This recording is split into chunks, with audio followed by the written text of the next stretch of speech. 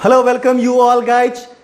तो आप लोग कैसे हो? चलिए आज हम लोग देखते हैं अपना जो क्लास 10th का थर्ड चैप्टर है वो क्या है, मेटल्स एंड नॉन मेटल्स। तो ये इसके बारे में हम लोग वन बाय वन करके देखेंगे। उससे पहले हम लोग थोड़ा सा देख लेते हैं कि यह अपने लिए जरूरी क्यों है। एक तो आपके एग्जाम पॉइंट ऑफ व्यू से काफी इंपॉर्टेंट है, उसके अलावा आप अपने चारों तरफ देखते हो बहुत सारे मेटालिक और नॉन मेटालिक सब्सटेंस होते हैं, उनकी क्या प्रॉपर्टीज होती है, क्या केमिकल रिएक्टिविटी होती है। इसके डेली एप्लीकेशंस की बात करोगे तो आप घर में सुनते होगे कि राइट, दही को हम लोग कॉपर वाले बर्तन में नहीं रखते हैं, या कुछ इस तरह के घर में प्रिकॉशंस लिए जाते हैं, तो उसके पीछे का क्या रीजन होता है। तो इन सारे चीजों के बारे में हमें ये नॉलेज देता है, मेटल्स एंड नॉन मेटल्स। और अगर हम एकेडमिक पॉइंट ऑफ व्यू की बात करें तो ये जो आप क्लास 10th में पढ़ रहे हो ये आपके मेटल्स और नॉन मेटल्स के बेसिक्स हैं। इसको आगे जाके आप जब क्लास 12th में जाओगे तो इन सारे का काफी डिटेल्स और इलेबोरेट एनालिसिस हमें पढ़ना है। तो चलिए हम लोग शुरू करते हैं। उससे पहले आप लोग पेन और नोटबुक लेके बैठ जाइए, जो भी इंपॉर्टेंट बातें निकल के आएंगी उसको आप नोट करते जाइएगा। राइट साइड मैंने कुछ हाईलाइट पॉइंट्स रखे हैं जो अपने इस लेक्चर के होने वाले हैं। तो चलिए सबसे जो पहला पॉइंट है क्या है, फिजिकल प्रॉपर्टीज। तो हम लोग वहां से शुरू करते हैं। तो ध्यान से देखिए अपने पास क्या है, मेटल्स एंड नॉन मेटल्स। तो मेटल्स की क्या फिजिकल प्रॉपर्टीज है ये उसके नाम के अंदर ही एब्रीविएटेड किया हुआ है। तो चलिए उस नेम को हम लोग वन बाय वन करके उन सारे फिजिकल प्रॉपर्टीज को उसके नाम से हम लोग क्या करते हैं, एक्सट्रैक्ट करते हैं, बाहर निकालते हैं। आपके लिए याद रखना भी काफी आसान हो जाएगा इस तरीके से। तो देखिए सबसे पहला जो पता है मेटल्स क्या होता है, MEATLS। तो अब देखिए M सबसे जो पहला प्रॉपर्टी है, M क्या होता है, मेलिएबिलिटी। क्या होता है, मेलिएबिलिटी। तो आपको पता है कि मेलिएबिलिटी क्या होता है, जब किसी भी मेटल्स को हम लोग क्या करते हैं, पीट के या हैमरिंग करके किसमें कन्वर्ट या प्रेशराइज करके उसको थिन शीट में कन्वर्ट कर देते हैं। तो इसी को हम लोग क्या बोलते हैं, मेलिएबिलिटी बोलते हैं, राइट। आपको बहुत सारे एग्जांपल्स दिखेंगे, जैसे बहुत सारे घर में क्या होता है, या छत के ऊपर गांव में जाइएगा जनरली आपको देखने को मिलेगा, स्टील का क्या होता है, एक छत लगा होता है जस्ट लाइक एल्वेस्टर के टाइप से, राइट। उसके अलावा आप देखते हो घर में दरवाजे में बहुत सारे मेटल के सीट को यूज किया जाता है, राइट, जिसको आप चदरा बोलते हो। आपको पता है इनफाइनाइट नंबर ऑफ यूजेज हैं। तो इसी प्रॉपर्टी को, मेटल को जो हम लोग थिन सीट जिसको आप चदरा बोलते हो उसमें कन्वर्ट कर पाते हैं, उसी प्रॉपर्टी को क्या बोलते हैं, malleability property. That means metal के अंदर क्या होता है, मेलिएबिलिटी प्रॉपर्टी पाई जाती है, जबकि नॉन मेटल के अंदर ऐसा नहीं होता है। अगर नॉन मेटल का आप सीट बनाने की कोशिश करोगे तो वो क्या होगा, टूट जाएगा। तो आपको समझ में आ गया मेलिएबिलिटी क्या होता है, कन्वर्टिंग इनटू थीन सीट। किसी चीज को थीन सीट में कन्वर्ट करना ही क्या कहलाता है, मेलिएबिलिटी कहलाता है। उसके अलावा एम से एक पॉइंट और याद रखिएगा, मेल्टिंग पॉइंट। तो सबसे पहले गाइस बताओ मेल्टिंग पॉइंट क्या होता है। तो वो टेम्परेचर जिसके ऊपर कोई भी सब्सटेंस सॉलिड से लिक्विड में कन्वर्ट होता है। मेल्टिंग पॉइंट क्या होता है, temperature at which any substance converted into solid to liquid. जिस टेम्परेचर पे कोई भी सॉलिड लिक्विड में कन्वर्ट हो जाता है उसी को क्या बोलता है, मेल्टिंग पॉइंट। तो आपको पता है मेटल जो होगा उसकी मेल्टिंग पॉइंट क्या रहेगी, हाई रहेगी। क्या रहेगी, हाई रहेगी। काफी ज्यादा होता है जनरली बहुत सारे मेटल्स का, जो आप मेल्टिंग पॉइंट की बात करोगे तो ये 3000 डिग्री सेल्सियस से ऊपर जाके क्या होता है, मेल्ट करता है। ऐसे आपको पता है कि नॉन मेटल्स की जनरली मेल्टिंग पॉइंट क्या, नॉन मेटल्स तो जनरली या तो गैसियस या लिक्विड स्टेट में पाए जाते हैं। कुछ जो सॉलिड स्टेट में नॉन मेटल्स होते हैं उसकी भी मेल्टिंग पॉइंट क्या होती है, इतनी हाई नहीं होती है। अब नेक्स्ट जो अपने पास है वो है ई मतलब क्या होगा। तो सबसे पहला तो पॉइंट ध्यान रखिएगा, इलास्टिसिटी।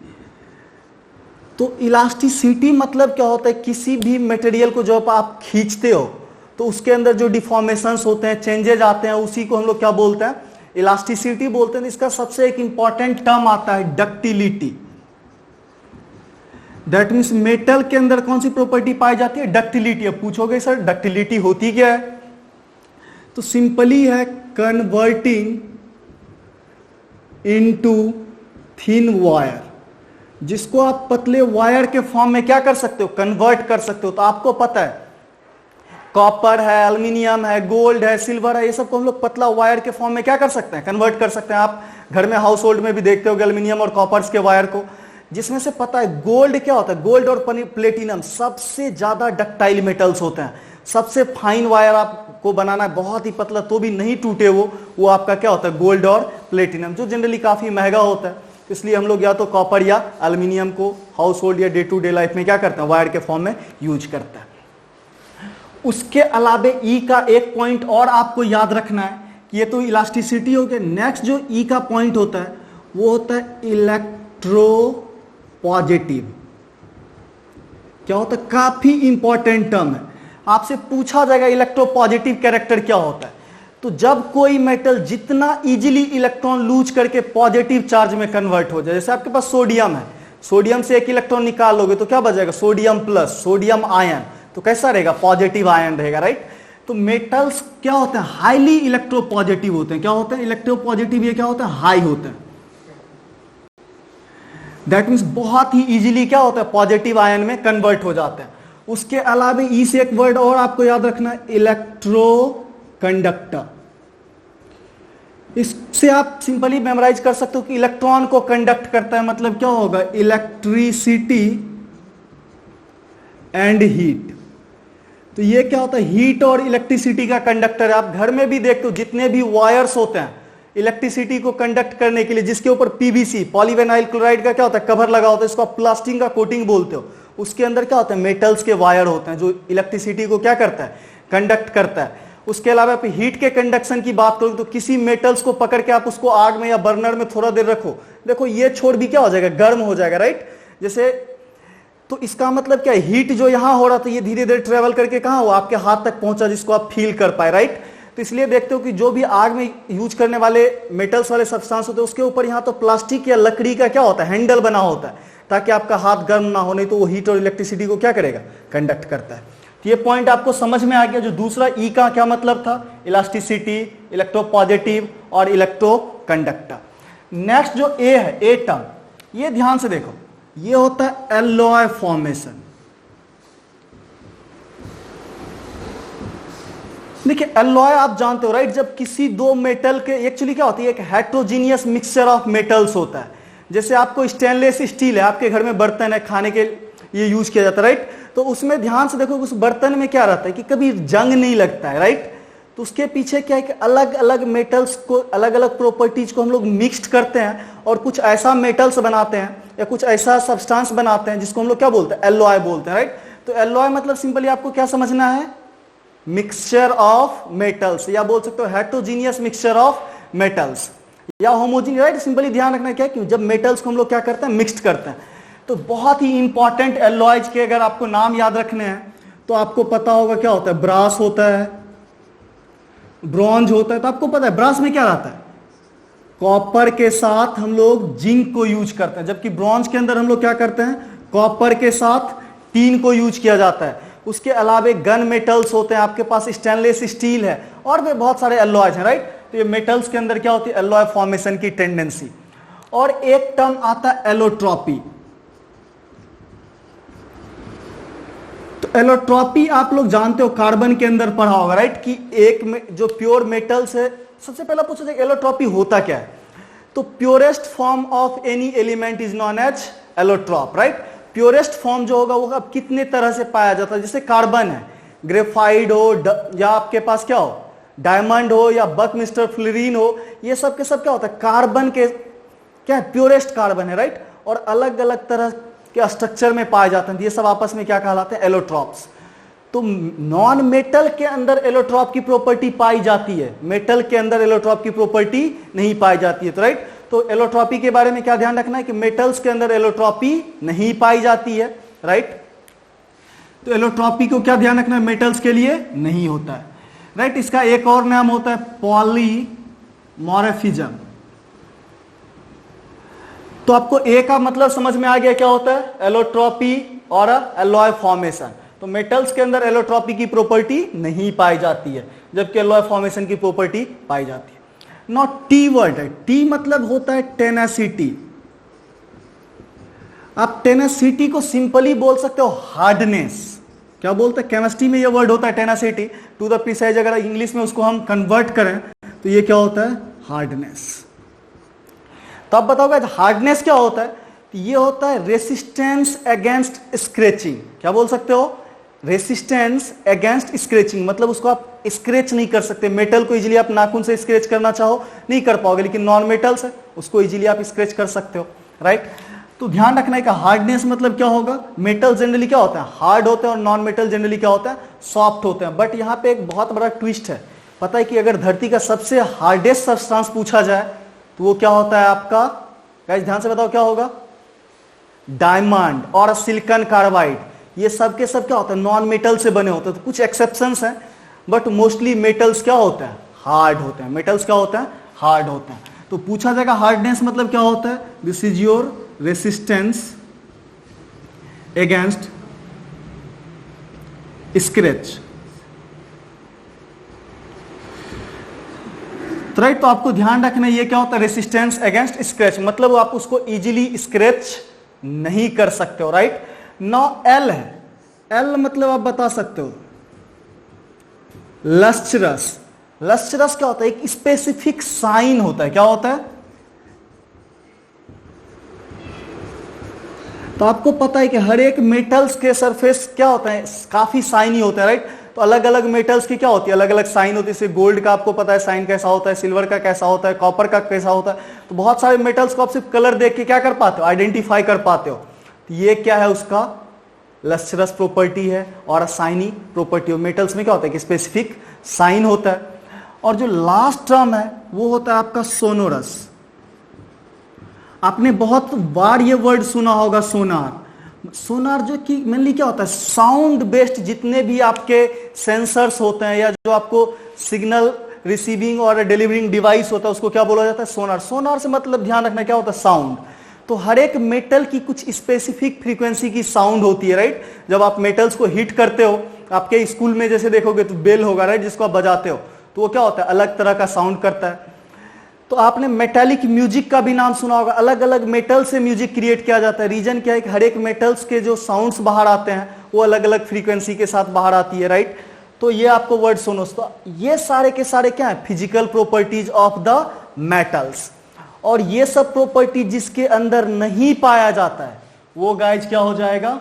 Non metals. क्या हो जाएगा? Non metals, right. तो अगेन मेटल्स के नाम में इसके सारे फिजिकल प्रॉपर्टी लिखे हुए हैं। एम से आपको याद रह गया, मेलिएबिलिटी और मेल्टिंग पॉइंट की बात करते हैं। ई इलास्टिसिटी, इलेक्ट्रोपॉजिटिव या इलेक्ट्रोकंडक्टर की नेचर पाए जाते हैं। ए मेटल के अंदर एलॉय फॉर्मेशन की टेंडेंसी होती है, जबकि एलोट्रॉपी की प्रॉपर्टी उसके अंदर नहीं पाई जाती। ये कहां पाया जाता है? नॉन मेटल्स में। सिमिलरली आप टेनासिटी मतलब समझ में आ गया, हार्डनेस। सिमिलरली आप L lustrous and S sonorous. तो ये सारे क्या होते हैं? Physical properties of the metals. और अगर ये सब प्रॉपर्टी जिसमें नहीं पाया जाएगा वो क्या होगा? Non metals. क्या होगा? Non metals. और यहां बीच में लाता कौन ट्विस्ट है? मेटेलॉइड्स। तो मेटेलॉइड्स के अंदर क्या होता है कि कुछ प्रॉपर्टी पाया जाता है और कुछ नहीं पाया जाता है, राइट। तो जो कुछ मेटल्स की भी प्रॉपर्टी को रखे और कुछ नॉन मेटल के भी प्रॉपर्टी को रखे उसको क्या बोलते हैं हम लोग गाइज? Metalloids, right. तो मेटेलॉइड्स आपको पता होगा पीरियोडिक टेबल में, राइट। मैंने प्रीवियस वीडियोज में भी एक्सप्लेन किया है कि पी ब्लॉक में जब आप जाओगे तो बोरॉन से डायगोनल रिलेशन कहां लेना है? एटेस्टीन तक, ग्रुप 70 तक डायगोनल लाइन खींचो। जो सारे एलिमेंट्स वहां पे आते हैं वो सब के सब क्या होता है? मेटेलॉइड्स। तो मेटेलॉइड आपको समझ में आ गया। जो क्या होगा? कुछ प्रॉपर्टी मेटल्स का भी रखेगा और कुछ प्रॉपर्टी नॉन मेटल्स के भी रखेंगे। तो नेक्स्ट स्लाइड में हम लोग देखेंगे उसके केमिकल प्रॉपर्टीज को, जिसके अंदर अपने इस 3 पॉइंट को हमें डिस्कस करना है। तो गाइस जो नेक्स्ट अपना है chemical properties of the metals. हमने फिजिकल प्रॉपर्टी को डिस्कस कर लिया है। चलिए अब केमिकल प्रॉपर्टीज के अंदर इन मेन 3 पॉइंट्स को देखना है। तो सबसे पहला पॉइंट, राइट, आपका एनसीईआरटी का ही लाइन है, what happens when metals are burned in air. तो आपको पता है जैसे हम एयर की बात करते हैं, राइट, किसकी बात करते हैं? एयर की। तो एयर में मेनली क्या होता है? Oxygen and nitrogen. क्या होता है? Oxygen and nitrogen. अब पता है कि बहुत ही कम मेटल हैं जो नाइट्रोजन के साथ रिएक्ट करते हैं। रीजन क्या है? नाइट्रोजन भी लगभग खुद ही इनर्ट जैसा नेचर रखता है। तो जब भी हम एयर से रिएक्शन की बात करते हैं तो मोस्टली किससे रिएक्शन की बात कर रहे होते हैं? ऑक्सीजन से। किससे रिएक्शन की बात कर रहे होते हैं? ऑक्सीजन से। तो अब ध्यान से देखिए, जो आपका कोई मेटल्स है वो अगर ऑक्सीजन के साथ रिएक्ट करेगा तो क्या बनाएगा? Metallic oxide. जिसका नेचर क्या होता है, बेसिक, जो किस नेचर का होता है, बेसिक नेचर का, राइट। अब इस ऑक्साइड के ऊपर अगर आप पानी डालोगे, क्या डालोगे, वाटर, तो ये क्या बनाएगा, मेटालिक हाइड्रोक्साइड। क्या बनाएगा, मेटालिक हाइड्रोक्साइड। अब जो ये मेटालिक हाइड्रोक्साइड है, इसी को हम लोग क्या बोलते हैं, बेस बोलते हैं। क्या बोलते हैं, बेस बोलते हैं। अगर इसके एग्जाम्पल की बात करें, जैसे आपके पास क्या ले लिया गया, सोडियम है, इसको अगर हम लोग O2 से रिएक्ट कराएंगे तो ये क्या बनाएगा, Na2O। बैलेंस करने के लिए आप 2 ले सकते हो, 4Na। अब जो आपका Na2O है, इसको अगर हम क्या करें, वाटर के साथ रिएक्ट करा लें, क्या करा लें, Na2O है, इसको अगर हम वाटर के साथ रिएक्ट करा लेंगे तो ये क्या बनाएगा, 2NaOH। पता है, जिसको कॉस्टिक सोडा भी बोलता है, एक अल्कली सॉल्यूशन है, राइट, एक बेसिक सॉल्यूशन है। तो एक सिंपल सा रीजन समझ में आ गया कि जो भी मेटल्स हैं वो उसके ऑक्साइड क्या करेंगे, ऑक्सीजन से रिएक्ट होगा तो मेटालिक ऑक्साइड, और फर्दर वाटर से रिएक्ट कराएंगे तो क्या बन जाएगा, मेटालिक हाइड्रोक्साइड, जो क्या होगा, बेस होगा। आप और भी एग्जाम्पल ले सकते हो, राइट। जैसे कि हम मान लो कॉपर के साथ रिएक्शन कराते हैं, Cu है, ये O2 के साथ रिएक्ट करेगा तो क्या बनाएगा, CuO, जिसको हम लोग क्या बोलते हैं, क्यूप्रिक ऑक्साइड बोलते हैं। क्या बोलते हैं, क्यूप्रिक ऑक्साइड, जो कि एक ब्लैक कलर का क्या होता है, एस होता है, पाउडर होता है, राइट। इसको फर्दर वाटर में डालोगे तो क्या बनाएगा, क्यूप्रिक हाइड्रोक्साइड बनाएगा। सिमिलरली अगर आपके पास एक मेटल्स में ले लेता हूं, suppose that aluminium, right. Aluminium को अगर आप O2 के साथ रिएक्ट कराओगे तो क्या बनेगा, Al2O3। रिएक्शन को आप खुद बैलेंस कर सकते हो, एल्यूमिनियम ऑक्साइड, और इसको अगर फर्दर पानी में डालेंगे तो क्या बनेगा, एल्यूमिनियम हाइड्रोक्साइड। तो बहुत ही सिंपल सा कॉन्सेप्ट है कि कोई भी मेटल जो है अगर एयर में बर्न होता है तो ऑक्साइड बनाता है, और उस ऑक्साइड को फर्दर अगर वाटर में डालते हैं तो क्या होता है, हाइड्रोक्साइड बनता है, जो कि क्या होता है, बेस होता है। अब नौ, अगर मेटल्स के ऊपर डायरेक्ट हम वाटर डाल दें, क्या डाल दें, किसी मेटल्स के ऊपर क्या कर देते हैं, वाटर डाल देते, तो वाटर के साथ डायरेक्ट रिएक्ट कराएंगे तो क्या बनाएगा, मेटालिक हाइड्रोक्साइड। क्या बनाएगा, मेटालिक हाइड्रो ऑक्साइड, जो कि क्या होगा, बेस होगा, और साथ ही साथ रिलीज करेगा हाइड्रोजन गैस। क्या रिलीज करेगा, हाइड्रोजन गैस। आप एग्जांपल्स के लिए समझ सकते हो, सपोज दैट मैं यहां पे क्या ले लेता हूं, लिथियम ले लेता हूं। लिथियम को अगर हम क्या करें, वाटर के साथ रिएक्ट कराएं तो ये क्या बनाएगा, LiOH, लिथियम हाइड्रोक्साइड, साथ ही साथ क्या होगा, हाइड्रोजन गैस रिलीज। आप रिएक्शन को बैलेंस कर सकते हो, तो हम क्या ले सकते हैं, यहाँ पे यहां से देखो क्या लगा देंगे, हाफ H2, या फिर पूरे रिएक्शन को आप 2 से मल्टीप्लाई कर लो। तो बहुत ही सिंपल है कि कोई भी जो मेटल्स है वाटर के साथ रिएक्ट करता है तो क्या बनाता है, हाइड्रोक्साइड, और क्या करता है, हाइड्रोजन गैस रिलीज करता है। ये काफी इंपॉर्टेंट पॉइंट है, ध्यान रखिएगा। सिमिलरली अगर हम यहां पे ले लें एल्यूमिनियम, इसको किससे रिएक्ट करा दें, H2O से, तो क्या बनाएगा, ये AlOH का होल थ्राइस, एल्यूमिनियम हाइड्रोक्साइड, साथ ही साथ रिलीज क्या करेगा, हाइड्रोजन गैस। तो आप रिएक्शन को बैलेंस करते हो, बहुत ही सिंपल सा कॉन्सेप्ट है, जिसको हम लोग इजीली समझ सकते हैं। सिमिलरली नेक्स्ट अगर हम बात करें यहीं पे कि जब मेटल्स एसिड के साथ रिएक्ट करेगा तब क्या होगा, तो जैसे कि आप कोई भी मेटल्स ले लो, राइट। नेक्स्ट पॉइंट हम क्या ले लेते हैं, मेटल्स प्लस एसिड। तो देखिए मेटल जब एसिड के साथ रिएक्ट करता है तो ये बनाता है सॉल्ट। क्या बनाता है, सॉल्ट, और साथ ही साथ रिलीज क्या करेगा, हाइड्रोजन गैस, सेम। तो बस दोनों रिएक्शन में डिफरेंस कितना सा है कि यहां पे मेटालिक हाइड्रोक्साइड बना रहा था, जो कि एक बेस होता है जब मेटल वाटर के साथ रिएक्ट करता है, लेकिन जब मेटल एसिड के साथ रिएक्ट करता है तो वो सॉल्ट बनाता है और हाइड्रोजन गैस को रिलीज करता है, राइट। इसके एग्जांपल्स को अगर आपको समझना हो तो सपोज दैट मैं क्या ले लेता हूं, पोटेशियम ले लेता हूं। एसिड में सपोज दैट मैं H2SO4 ले रहा हूं, राइट, सल्फ्यूरिक एसिड है, तो ये रिएक्ट करके क्या बनाएगा, K2SO4। ये क्या एक सॉल्ट है, पोटेशियम सल्फेट, और साथ ही साथ रिलीज क्या करेगा, H2 गैस, राइट। इसके रिएक्शंस अगर आप और भी बात करो तो जैसे आपके पास क्या है, सोडियम मेटल है, इसको अगर आप मान लो डाइल्यूट HCl के साथ क्या करता है, रिएक्ट करा देता है, तो क्या बनाएगा, NaCl प्लस क्या होगा, H2 गैस को रिलीज करेगा। रिएक्शंस आप बैलेंस कर सकते हो। तो बहुत ही इजीली हमें यह समझ में आ गया कि मेटल्स जब एसिड के साथ रिएक्ट करेगा तो क्या बनाएगा, सॉल्ट, और रिलीज क्या करेगा, हाइड्रोजन गैस। मेटल जब क्या करेगा, वाटर के साथ रिएक्ट करेगा तो फिर क्या बनाएगा, मेटालिक हाइड्रोक्साइड, जो कि एक बेस होगा। यहां पे आप देख रहे हो मेटालिक हाइड्रोक्साइड, और क्या रिलीज करेगा, हाइड्रोजन गैस। सिमिलरली अगर कोई मेटल क्या करता है, एयर से रिएक्ट करता है, मतलब क्या होगा, ऑक्सीजन से रिएक्ट करता है, तो क्या बनाता है, मेटालिक ऑक्साइड, और रिलीज क्या करता है, और सॉरी जब उसको वाटर के साथ फर्दर रिएक्ट कराएंगे तो क्या बनाएगा, बेस बनाएगा। तो बहुत ही सिंपल है।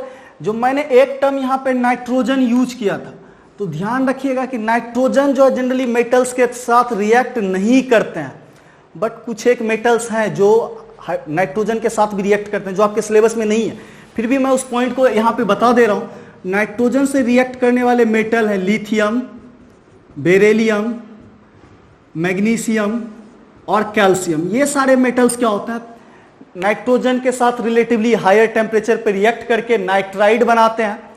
बाकी सारे बिल्कुल भी रिएक्ट नहीं करते हैं मेटल्स के साथ।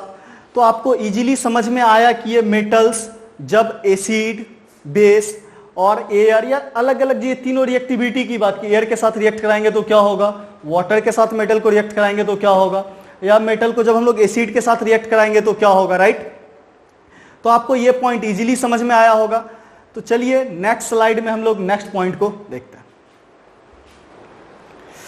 तो गाइस जो नेक्स्ट अपना टॉपिक है वो क्या है, रिएक्टिविटी सीरीज। तो देखिए रिएक्टिविटी सीरीज क्या होता है, इसके लिए हम कहां पे इसको यूज करते हैं। तो इसका बहुत ही सिंपल सा आपको एनसीईआरटी की हेडिंग से ही पता चल रहा होगा, how do metals react with solution of other metal salt. अगर हमें कोई दूसरे किसी मेटल के सॉल्ट्स का सॉल्यूशन दिया हुआ है, राइट, उसका किसी दूसरे मेटल से रिएक्टिविटी चेक करनी है। जैसे फॉर एग्जांपल अपने पास क्या दिया हुआ है, CuSO4 का एक्वस सॉल्यूशन, दैट मींस इसको हम क्या मान लेते हैं, सॉल्यूशन ऑफ सॉल्ट बी।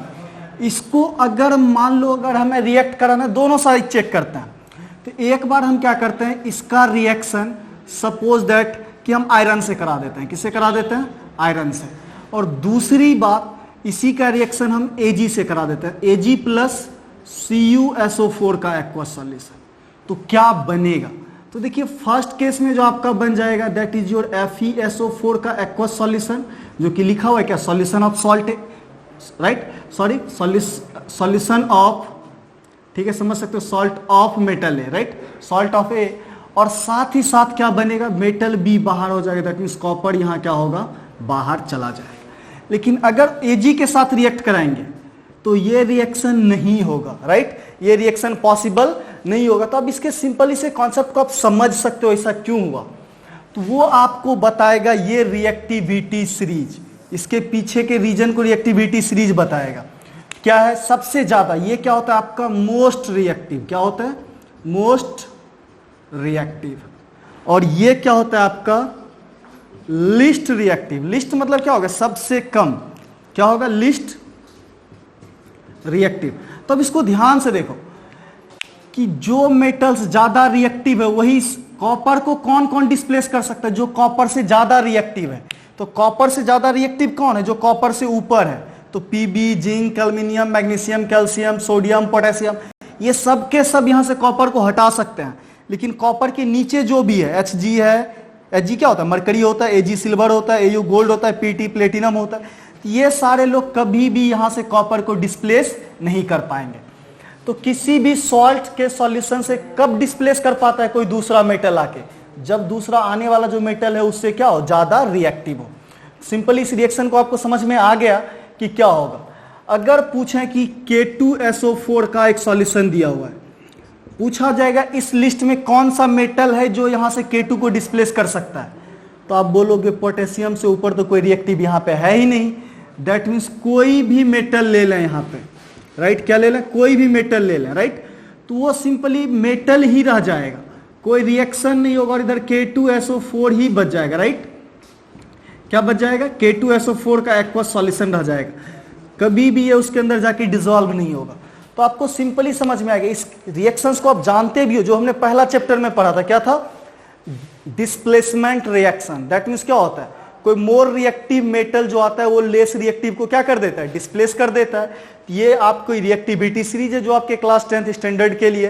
अगर बात करें तो इससे भी ज्यादा रिएक्टिव मेटल्स होते हैं, जैसे हम बात करें सीजियम की, रुबिडियम की, जो क्या होता है जनरली इससे ज्यादा रिएक्टिव होते हैं। बट आपको जो क्लास 10 तक स्टैंडर्ड में ध्यान रखना है वो क्या, पोटेशियम आपका सबसे रिएक्टिव मेटल है। ये चीज आपको समझ में आ गया, रिएक्टिविटी सीरीज, उसका एप्लीकेशन क्या है। नेक्स्ट है मेटल और नॉन मेटल आपस में कैसे रिएक्ट करते हैं और बनाते क्या है। तो अब ध्यान से देखिए, कोई भी अगर मेटल हो, क्या हो, कोई भी मेटल हो, अगर मेटल किसके साथ रिएक्ट करता है, नॉन मेटल के साथ, तो ये क्या बनाता है, आपका सॉल्ट बनाएगा, जो कि एक आयनिक कंपाउंड होगा। क्या होगा, आयनिक कंपाउंड होगा, राइट। आपको पता है मेटल क्या होता है, इलेक्ट्रोपॉजिटिव, और नॉन मेटल क्या होता है, इलेक्ट्रोनिगेटिव। तो जैसे एग्जांपल के लिए ले लेते हैं सोडियम, इसको हम रिएक्शन किससे करा देते हैं, Cl2 से, तो क्या बन जाएगा, NaCl, राइट। बैलेंस करने के लिए आप 2 लगा सकते हो। तो अब जो NaCl है एक्चुअली कैसे बनेगा, Na+ और Cl-। तो अब इसके इलेक्ट्रॉनिक कॉन्फ़िगरेशन को भी समझ सकते हो। अगर हम सोडियम की बात करें तो क्या होता है, 2 8 और 1। क्लोरीन क्या होता है, 2 8 और 7। तो बस यहां कुछ होता नहीं, ये जो एक इलेक्ट्रॉन है ये लूज करके किसको दे देता है, क्लोरीन को। तो Na+ क्या हो जाएगा, 2 और 8 और Cl- बन जाएगा, जो क्या हो जाएगा 2 8 और 8। तो देखो दोनों वैलेंस शेल में क्या हो गया, उसके ऑक्टेट भी कंप्लीट हो गए। तो इस तरह का कंपाउंड आपका क्या कहलाता है, आयनिक कंपाउंड, जहां क्या होता है, इलेक्ट्रॉन का एक्सचेंज होता है, इलेक्ट्रॉन का ट्रांसफर होता है। तो ये क्या बनाते हैं, आयनिक कंपाउंड, राइट। तो हमेशा ध्यान रखना, मेटल्स और नॉन मेटल जब आपस में रिएक्ट करेंगे तो क्या बनाएंगे, सॉल्ट्स, जो कि क्या होगा, एक आयनिक कंपाउंड होगा। अब आयनिक कंपाउंड के कुछ स्पेसिफिक प्रॉपर्टीज होते हैं जो कि आपको एनसीईआरटी में भी मेंशन किए गए हैं। तो मैं उस कुछ पॉइंट को यहां पे डिस्कस कर देता हूं। तो जो सबसे पहला और इंपॉर्टेंट पॉइंट है उसका फिजिकल नेचर क्या है। तो फिजिकल नेचर में की बात करें तो ये जनरली क्या होते हैं, सॉलिड होते हैं एंड क्या होते हैं, हार्ड होते हैं। क्या होता है, सॉलिड होता है और एक हार्ड क्रिस्टल बनाता है, राइट। उसके अलावा इसके हम प्रॉपर्टीज की बात करें तो इसकी मेल्टिंग पॉइंट या बॉइलिंग पॉइंट की बात करेंगे। किसकी बात करेंगे, मेल्टिंग पॉइंट और बॉइलिंग पॉइंट। तो ये भी क्या होता है, काफी हाई होता है, बहुत ही ज्यादा होता है, राइट। आयनिक कंपाउंड इतनी इजीली मेल्ट या ब्रेक नहीं होता है। उसके अलावा अगर अदर फिजिकल प्रॉपर्टीज की बात करें तो इसकी सॉलिबिलिटी, किसकी बात करेंगे, तो ये जो है, जो भी आपको पोलर सॉल्वेंट होगा, क्या होगा, पोलर सॉल्वेंट। जस्ट लाइक आपके पास H2O है, अल्कोहल है, तो इसमें ये क्या होगा, इजीली डिसॉल्व हो जाएगा, राइट। क्या होगा, सॉल्युबल होगा। लेकिन अगर वहीं पे हम डीजल ले लें या पेट्रोल ले लें या केरोसिन ले लें तो इस केस में ये क्या होगा, नॉन सॉल्युबल। क्या होगा, तो इस केस में बिल्कुल भी डिसॉल्व नहीं होगा। नेक्स्ट है कंडक्टिविटी। तो देखिए जनरली या तो मोल्टेन स्टेट, मोल्टेन स्टेट मतलब क्या होता है, पिघला हुआ, या फिर एक्वस सॉल्यूशन, राइट। इसके अंदर ये क्या होता है, आयंस में डिसोसिएट हो जाता है। जैसे NaCl है, इसका मोल्टेन स्टेट या एक्वस केस लोगे तो ये क्या बन जाएगा, Na+ और Cl- अलग अलग हो जाएगा। तो इस केस में ये इलेक्ट्रिसिटी और करंट को क्या करता है, इजीली कंडक्ट कर पाता है। तो ये आपको समझ में आ गया properties of the ionic compound क्या है। तो ये था गाइज अपना आज का लेक्चर। नेक्स्ट लेक्चर में जो हम लोग देखेंगे that is occurrence of metal और all together extraction of metal from their ores, जिसको हम लोग क्या बोलते हैं, मेटलर्जी। तो थैंक यू गाइज।